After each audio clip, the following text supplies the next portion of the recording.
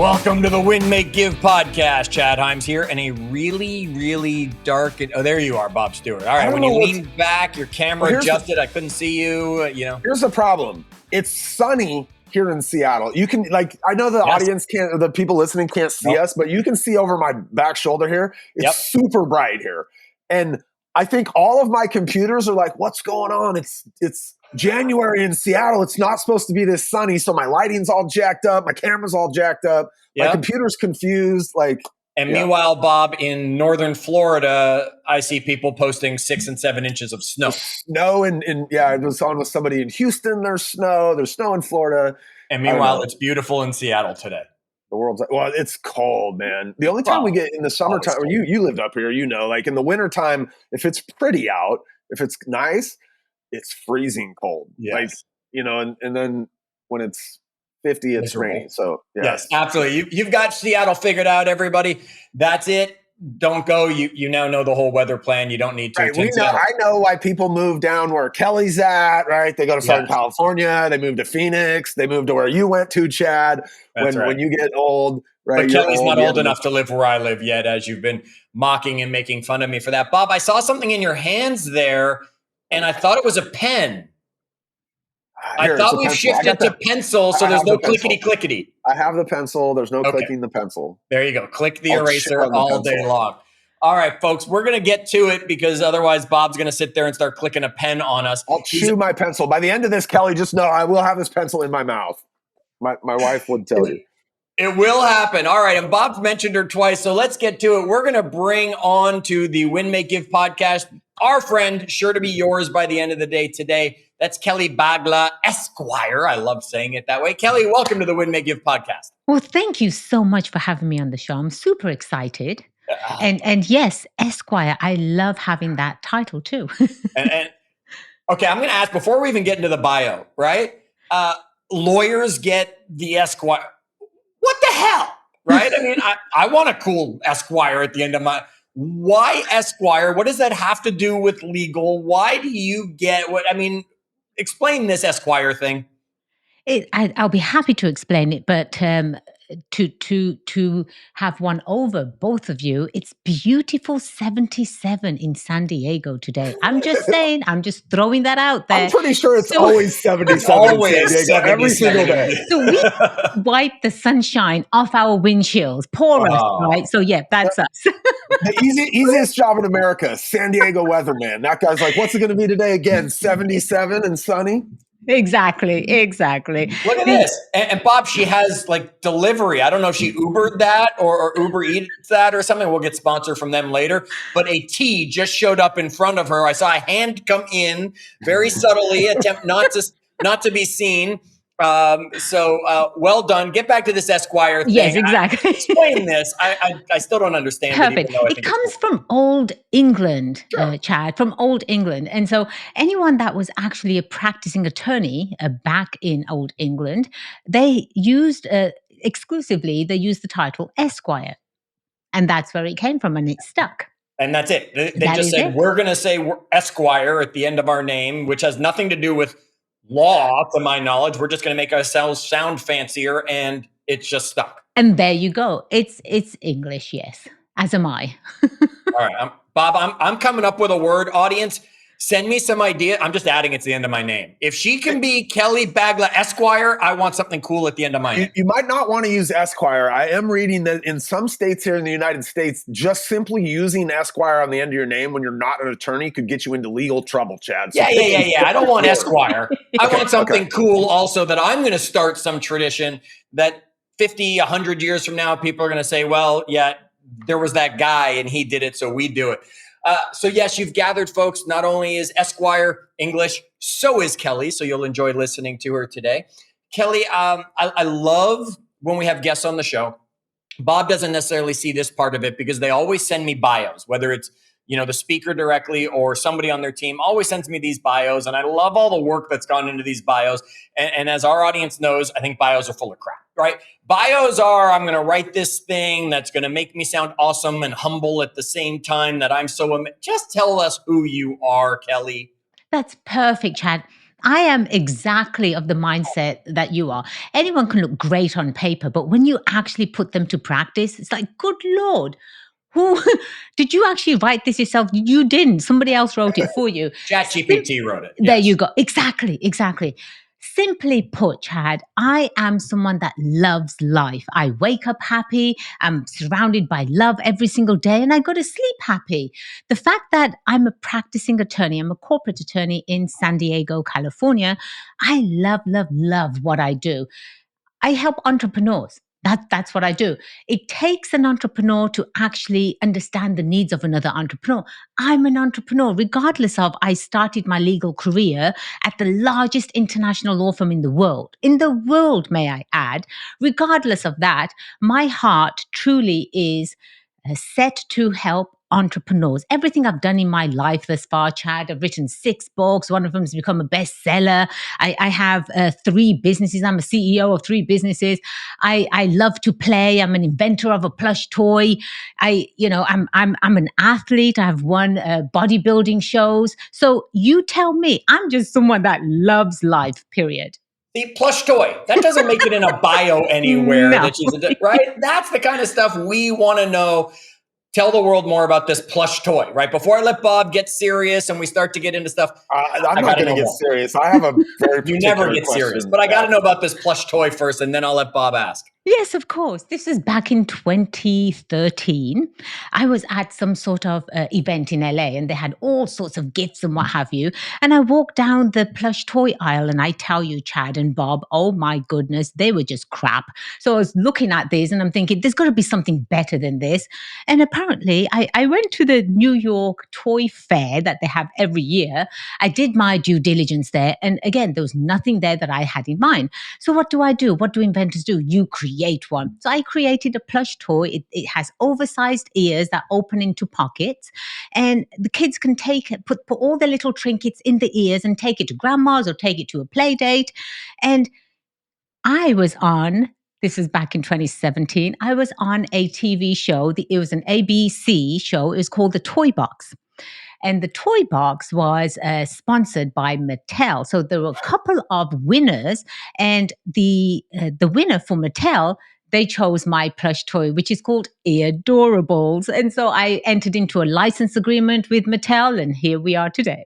Okay, you say big ears. Elephant, bunny rabbit. Do I get choices? Currently, you have choices of an elephant, a dragon, a cat. Okay, my big youngest, ears, I hear bunny. My youngest is 7, Kelly, and this is like his perfect toy because he loves to take his shit with him everywhere. Like he's got all these little. The most recent thing is his little basketball guys that came in his what's the thing you open at Christmas every day? What are those called? Advent calendar. Yeah, so he had an advent calendar and all the little basketball guys each day.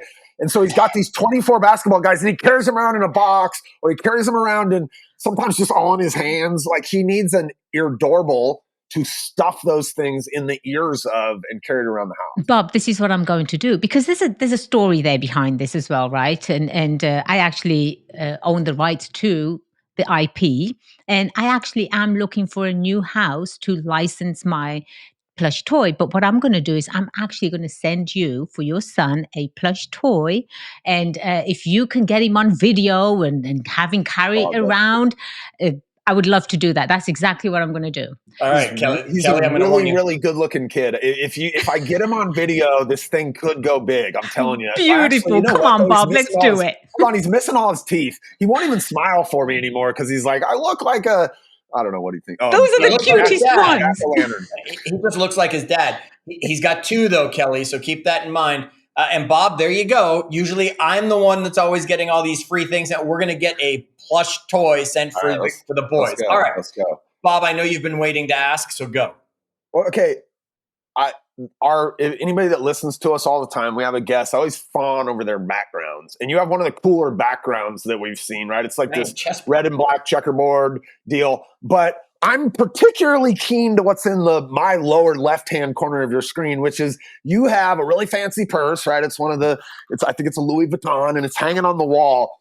But I was joking before because I've never been out to dinner with my wife, and we've been married for 10 years now. I've been together for like 13. where she doesn't ask to, how do I hang my purse? And Chad was saying, well, you should go buy her one of those purse hanging things. And we have them now. But I love the fact that behind your desk, your purse is hanging there. Like if my wife walked into the room right now, she'd want to be your bestie, I think. That's perfect. Respect the purse. Respect your property. That's where we come from. I love it. There you go. I love it. All right, so let's get some of this stuff out of the way and dive into it. You've written multiple books, Kelly, and folks, you can find them all on Amazon. I'm sure. I didn't do my research on that. Plus, I'm betting we can find them on your website. Definitely Give website and Amazon. plug. Yes. Give the website the plug. baglalaw.com. BAGLALAW.com. Okay, and folks, you might want that because at the end of this call, you might be like, I either want to be her best friend because she's got this hook on the wall for her purse, or maybe I need an Eardourable, or maybe I need legal advice, right, for an entrepreneur from an entrepreneur. But you've got multiple books doing business in the United States. You've got Pearls of Wisdom of Avoiding Business Litigation, right? You've got your Go Legal Yourself, which is knowing your business legal life cycle, which is the book that you're kind of promoting right now. Yet as I was going through your books, I came across one you've got called Go Own Yourself. And I said, Kelly, I'm going to be different than your other podcast because this is the one we're going to talk about. So we'll give you a little bit at the end to give us a legal hint or two. So folks, stay tuned because you're going to hear from Kelly Bagla, Esquire, later in the call today as she gives you some legal advice for entrepreneurs you need to know. But Kelly, I really want to dive into this book. Tell us about Go Own Yourself, Unleash Your Greatness so you can own your world. Tell our audience about this one. It's unbelievable to me, Chad and Bob, that there are so many service and or product providers. Let me just call them entrepreneurs. So many different types of entrepreneurs, different walks of life, they're different backgrounds. And the one thing that they are lacking is confidence in themselves. That's going to be a huge deal breaker. And I've seen that. I've seen contracts fold because there's no confidence in the person that's selling it or providing services. So one thing that really sort of stood out for me is when you could be the best service provider or you can have the most incredible product in the world, but if you're out there and you're the face of the company and you're trying to sell this, no one is going to talk to you if you have no confidence in yourself and you have no passion to actually provide for your product or service. So I said, I do this on a daily basis, right? People are getting so confused. I get these questions all the time. How is it that you're so confident? How is it that you've got this great energy? How is it that when you go to networking events, people remember you? Fancy that, Chad. People remember you. So in Go Own Yourself, it was really more of a passion project for me. And I extremely enjoyed writing it. I literally wrote it probably in 4 to 5 weeks. It was a good write. And I talk and I coach the entrepreneur on how to become memorable, how to actually have confidence in yourself so you can stand out. We provide services in a very, very busy market. We don't have time for someone to stand there so you can explain something to them for 10 minutes. By the way, Chad, did you know that goldfish, their attention span is 7 seconds? Yes. And humans were 6 seconds. So good luck with that. If you have no confidence in yourself, you don't know how to promote your product because you've got no passion for it, good luck selling this in the busy, busy marketplace.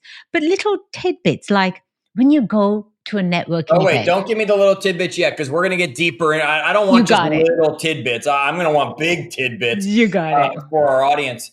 And yes, folks, if you didn't know that the attention span of the average American adult is down to 6 seconds, which is less than a goldfish, right? And goldfish isn't just attention span. That's their memory, right? They've forgotten that it even happened. It's because of the internet, right? It used to be we were in the 30-second range because that's how long a commercial was on television. And it's cut down now to 6 seconds because of all the distractions that come from our phone. I don't think it's the internet. I think it's particularly scrolling on social media.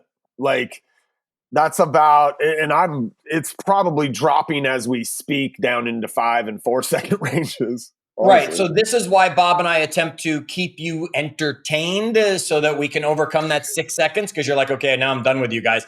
And you stopped listening and we attempt to bring you back. So that's more why I mock Bob 90% of the time. I love the guy most of the time. So all you people that are always reaching out to me saying, Chad's such an asshole to you on the show, he's actually doing it for your benefit, people. That's right. Thank you very much, Bob. Thank you for explaining that. Yes, I'm doing it so that folks, you stay engaged and involved with us. And that's why Bob takes the shots he takes. Okay. So I heard networking in there. I want to go to networking first, because a lot of our people do networking type events, or they're in those sorts of things. Give me the top 2 or 3 things I can do or they can do at a networking event that's going to make them memorable in a good way. Perfect. The very first thing that they have to do is figure out whether their clients are going to be there or not. It took me a while as a brand new entrepreneur, Chad, coming up with, okay, there's a networking event. You want to go? Absolutely. There's a networking event here. Absolutely. I'm there. But it was if I don't go, I might miss an opportunity. So first and foremost is, are your potential clients going to be at that networking event? If they're not, are people connected to your clients going to be at that networking event? Right? Okay. So that's number 1. Number 2 is, you're going to present yourself as you would present your products. So we at the firm, I've been given this title, Chad, by my clients, Queen of Business Law, and for good measure. And so we have a certain dress code. My brand colors is red. So and black, I'm going to guess, based on what you're wearing and your walls. Yes. And anytime I go out, I know I'm going to wear my signature dress. So that's 1, the color of your brand. Always be in your brand colors so people remember you. And 2, 3, do not be shy. Approach people, because that's why you're there. If you see a group that is closed, literally go in there with your business card. Say, hey guys, I'm so-and-so. People don't mean to close groups, but it happens. It happens. But that doesn't mean that they don't want you part of it. So go there with intention. Actually have a plan as to, 1, how many people are you going to talk to? 2, how are you going to introduce yourself? Because please, whatever you do not walk into a networking event handing business cards out. You're going to turn everyone off. Networking events have changed over time. And then the last, I guess, tip I would say is, if you're going to hand somebody, say you've got a product and you want them to try it or something, hand them a product with your information on it, and make sure that product is somewhat, it's not a crappy product, right? It's got some value to it. So don't go around giving people useless things. Give them something that they will remember you by. So all of these tips, literally, people remember you. So did you take a bag with Eardorables with your business information like shoved in one of the ears already or something along those lines? Is that the kind of thing you're talking about? Yes, if I was in selling Eardorables, 100%, and that was my business, absolutely, Chad, yes. I love the uniform concept. Yeah. And maybe it's, like if you see me any day of the week, this is what I'm wearing. Now, sometimes it's this hat representing the other brand or whatever, but I'm in this black Lululemon hoodie, place hat, like in black jeans, like, and Jordans. That you're going to see me, and people start to recognize me in our organization, like anywhere I go. I love the idea that you show up in a similar way physically every time that you're out representing your business. I think there's a massive amount of power in that. And I think that people underestimate that one thing that, by the way, it also makes it a hell of a lot easier to decide what I'm going to wear each day. Well, that's what I was going to say, Bob, because how many women are like, oh, I can't wear this. I wore this 6 months ago or something like that. I might be seen again. Yet here we have Kelly saying, no, I have my signature red dress that I'm going to put on. And that's what I'm going to show up with. I don't have any question that she's got a few different options in the signature red dress. Dresses. Right? But I also have no, I don't believe that if she wore that one a year ago, she's going to wear it again. She doesn't care, right? She's got 20 red dresses or whatever it is, 100 probably. But I think it's so smart. Ben does it. Like, there's something to the memory of that thing. And the level of it.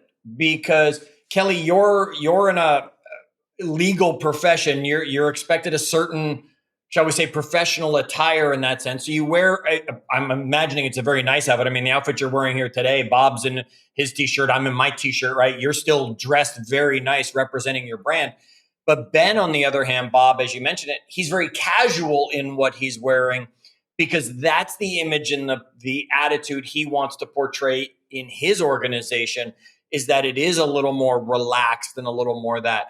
So it's having that outfit, that uniform that truly, as you say, captures your branding in clothing. Chad, do you know who Peter Liu is? We have a guy that I've become friends with over the years in real estate. He's an agent down in Orlando. This dude, I've never seen Peter in anything but a suit. And he's in Orlando. So like, even when it's July, he's got suits with shorts. And the dude just, and you know, like I would never wear suits with shorts, but it fits him, and his shoes are always on point. And you're just like, and I know when he's around Orlando, people are like, that's Peter Liu, right? He gets people approach him all the time. Hey, are you Peter Liu? There's something to presenting yourselves in a similar manner that represents what your brand, that I think a lot of us miss. Bob, it's even stronger if your team also represents your brand. So when I hired my executive assistant, this person is literally my right hand. She's the hand of the queen, if you're familiar with that phrase, Game of Thrones. And prior to working with me, she used to work at Costco, and she worked in all different departments. And she used to wear heels to go out in the evening times or the weekends. Heels are a part of our brand. Dresses are a part of our brand. Proper attire, the way you look, the way the hair is done as we step out. Anytime we step out into a business meeting, it's on. Now now we're serious. It's not play anymore. And everybody knows that. So it is a brand that you actually create and you carry it over to your team as well. It's pretty powerful. I love that. All right. So another thing I heard you talking about was that we need confidence. Yes. Now, one, they say clothes make the man, right? That's the saying, folks. I'm not being gender specific. That's just the saying, right?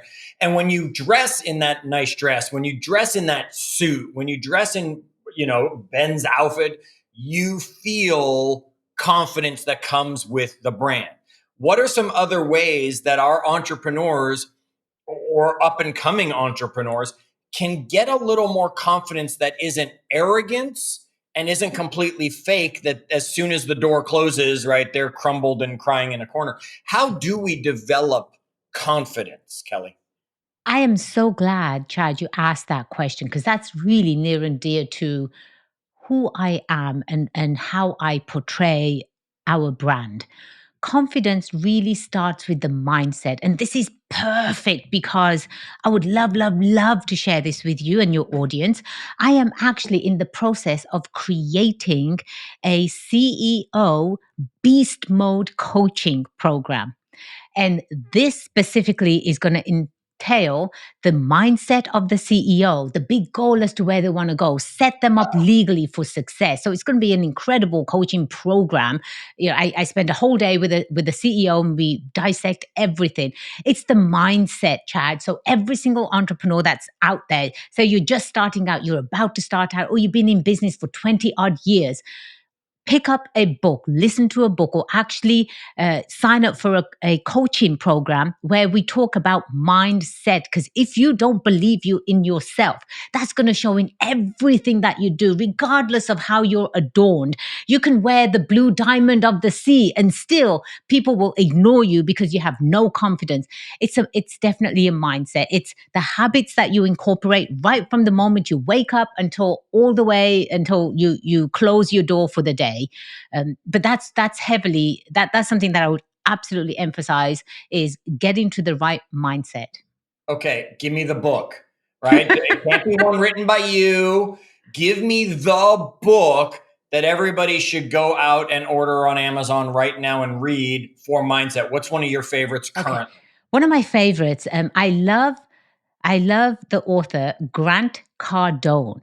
Sure. Anything that Grant has written. In fact, I'm going to pull up right now the book that I am listening to. NX. And every single CEO, every single entrepreneur, there should be an Audible.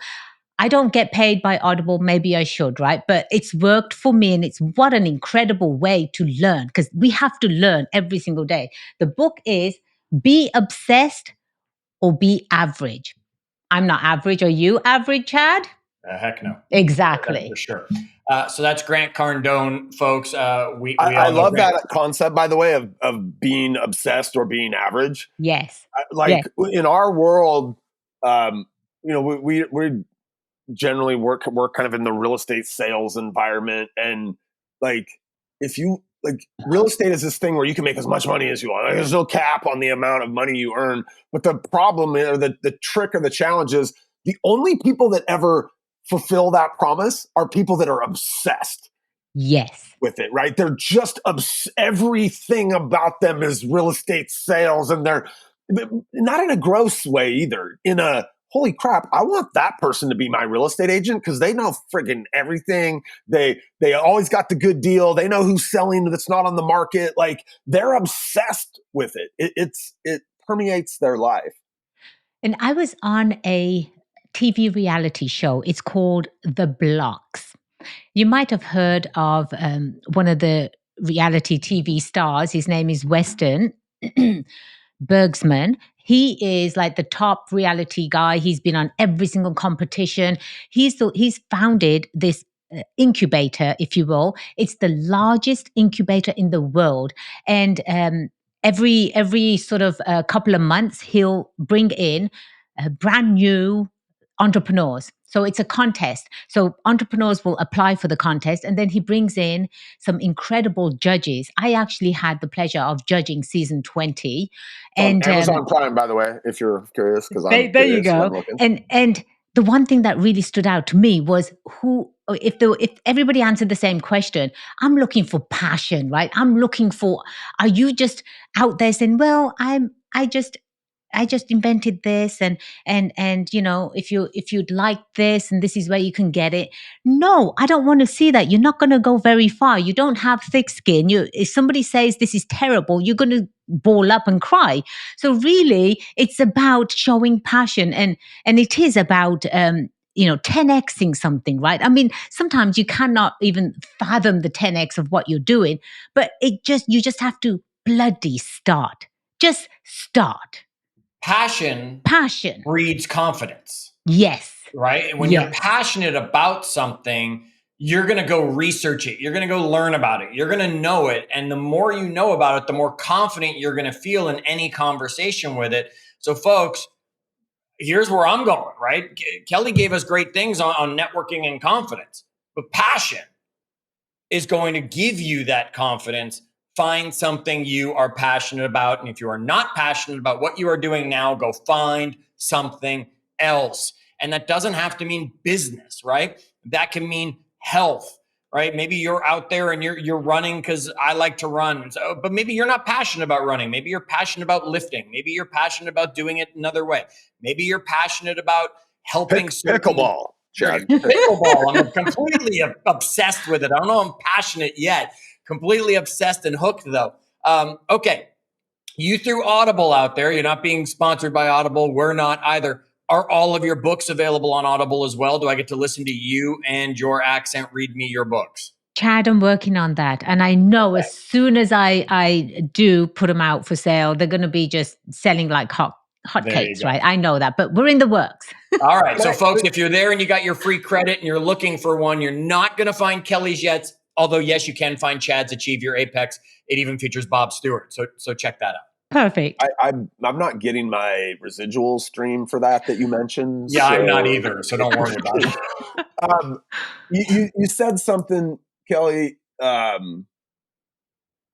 taking action. Like you said, you said, if you're not feeling confident, like have a routine, like get up each day and do something. Like, to me, I don't know, in my life, whenever I've like not felt confident in that thing, it's generally action that gets me closer to it. Like, talk to me about just like taking action in the thing and as a way to build confidence. Or maybe you're like, no, it doesn't matter. I can just have a mindset. Do I have to take action?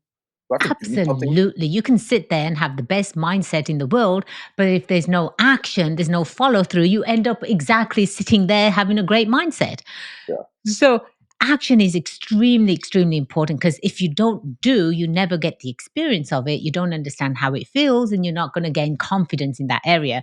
So, for example, I wake up very early. My husband and I, we wake up at 3 a.m. in the morning. And What we time do you have go to bed? That's crazy. You go to bed at now, like right now. it's like, actually, now that you mention it. It's bedtime It's right now. 3:30. Why am I awake? Yes, I get it.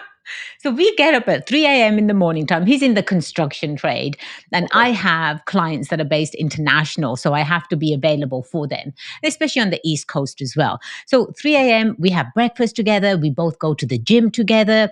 We crush it at the gym. Listen, it's not just you go through the motions and you go through to the gym. No, no, no. You have everything that you do, you have to do it intentionally. Otherwise, don't bother. So we The go way you to do the gym. anything is the way you do everything. Everything. This is who I am. You have to do it with intention. You crush it at the gym. You know, he goes to work. I come home. We have dogs. We rescued dogs. I've got pit bull mixes. They're just the loves of my life. So I'm out, walking them at the park, and I am already showered and ready to go by 7 a.m. in the office, right? So now I'm sitting in the power seat. Why? Because I've got the right mindset. I've done my chores that I need to get done. Now I'm just open for business, and anything that keeps coming my way, I'm just crushing it. So it's having a routine is huge. You can pick up a book on, the rich and famous routines, or how to become a successful business owner. Everyone has a routine, whatever that routine is. Anyone that's listening to the show, they and the entrepreneurs, create yourself a routine. If that routine is you need to get up, you need to meditate for half an hour, you need to have your coffee for half an hour, whatever that is, that puts you in the right mindset, create that routine. I do have to share one other point though. My secret to my success is I Yes. have an incredible, impenetrable bond with my bestie. My bestie, I call, is the ultimate God. That's the secret to my success and having the right mindset and having that confidence level. If you know that nothing can touch you, it's amazing to just go out there and just conquer, conquer, conquer. Because as entrepreneurs, right, we can only eat what we kill. And most of us have to kill every single day. But how do you do that when you're not sitting proper in your head and you're not thinking correctly? But that's the secret to my success. Have an impenetrable bond with bestie and just watch how the universe just opens up. Amazing. Love it. Would you agree that for all of our listeners, if they don't have a routine, they have a routine?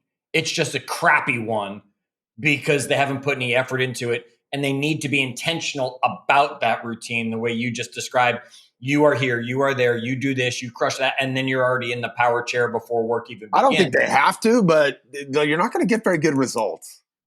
you're going to be in the same place in 5 years. This might be a really crappy one right now if they haven't taken the time, because they probably get up, get on their cell phone, immediately start searching through Facebook, have their cup of coffee, lollygag their way here, there, whatever it is, answer emails and let other people ruin their morning because they're getting into they have the wrong routine. It's a routine. It's just probably a wrong one. Chad, I would challenge you on that one, and I would say absolutely not. They don't have a routine. That is not a routine because they don't get up at a certain time. They don't sort of follow through. They are, like you said, lollygagging here and there. They actually have external forces direct their day. So if they're on the road and somebody cuts them off, now all of a sudden they get to work and they're talking about this for the next half an hour. Good Lord, you're a CEO. Bloody behave like one, right? So it's all about the mindset and getting yourself into a position where you can become untouchable during that day. And all you are doing is serving, serving, serving. That's what entrepreneurs do, right? That's what we do. We are in the business of serving others. I like that. You're like, I wonder how many entrepreneurs that run their business, if you sat them down and said, like, what's your title, or kind of like would identify as the CEO of their business. I don't know. And if they did, how many of them would just be defaulting that as the answer because there isn't someone, not because they're truly a CEO. Right. Or they actually operating their business as, as the board of a public company would dictate that a real CEO needs to operate the business. Right. Bob, like you said, it's the mindset. You have to start thinking about yourself as the CEO. If you don't know what a CEO is, look it up. We've got ChatGPT now, right? We had Google prior to that. Look it up, because if you go to someone and you're talking about your business and somebody says to you, oh, so who's the CEO? And you give them a very puzzled look, they're going to walk away. You've just lost that sale. Chad. Yep. I'm impressed. We're not done with her yet. Hang on. I see. Are you I'm listening to what something? she just said. And I just went on ChatGPT and just typed in, what are the top 9, because Bob, I can't do 10. What are the top 9 job expectations of a CEO? And I think we have our next podcast episode, Bob, to follow up this one and say, folks, if you're going to be the CEO, know what the job of a CEO is and actually do them. Okay. So we're not done with Kelly Bagla, Esquire. Mm-hmm.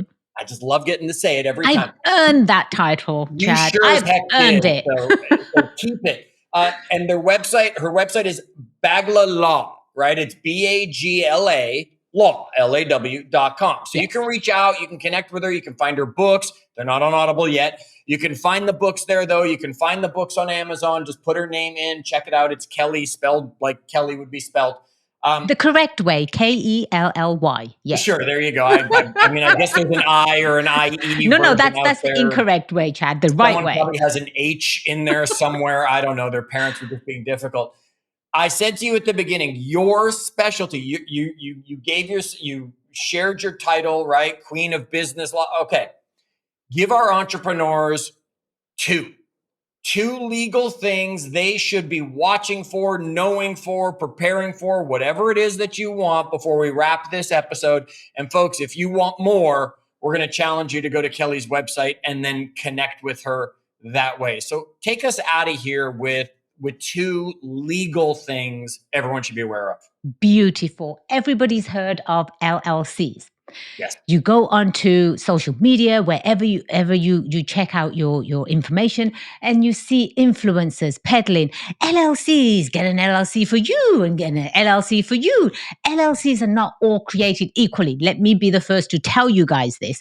There are 2 types of LLCs amongst a plethora of others, but the 2 major ones is a member managed and a manager managed. If you are a member managed, which online companies automatically always pick as a default, you need to convert. You need to amend your articles. You need to be a manager managed. Basically, as a member, you're saying to the world, hey, I'm the member, I'm the owner of the LLC. So if you want to sue somebody, come and sue me. So congratulations to everyone that has a member managed LLC.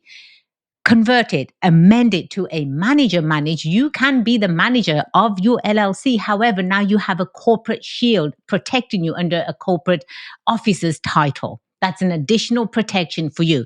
So that's number 1. And then the second one is, corporate law can only protect corporations if the corporation is following corporate law. So that was kind of a roundabout thing, right? So what I'm trying to say is, if you are incorporated, which means you filed your registered documents with the state, you're either a corporation or an LLC, you must have your internal corporate documents as well, because this way you show the court and you show the state that you're running your entity completely separate from yourself.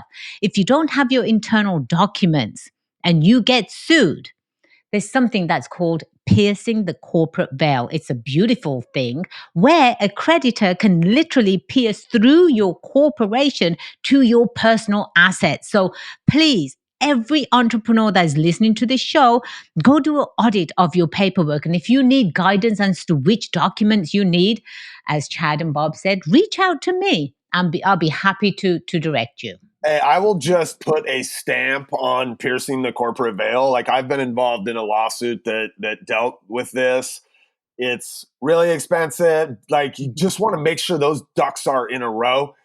there was a lot of potential liability at risk and personal assets, and it took a really long time. Just don't get on the wrong side of that. Right. And you're absolutely right. This could bankrupt someone because it goes to your personal assets, your homes, your bank accounts, your college kids fund, right? Do yourself a solid. In fact, do your family a solid, because it's not just you now in the arena of potential lawsuits. You're going to drag your family into it as well. Set yourself up for success. Spend the bloody money up front. Talk to a corporate, not a family law, not an immigration lawyer, corporate attorney, so you can stand on a solid legal foundation when you're building your empire. Kelly, thank you.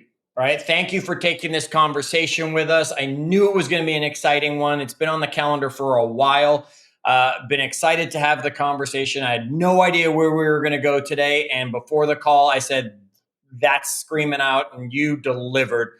Thank you so much for joining us today, folks. It's baglalaw.com. It's Kelly Bagla if you want to go search on Amazon to find the books. It's Bob Stewart because, well, it's Bob Stewart, right? You're stuck with me. You're stuck with me, Chad. I am. I'm stuck. And Bob, I love it. Folks, until our next episode, as always, do good.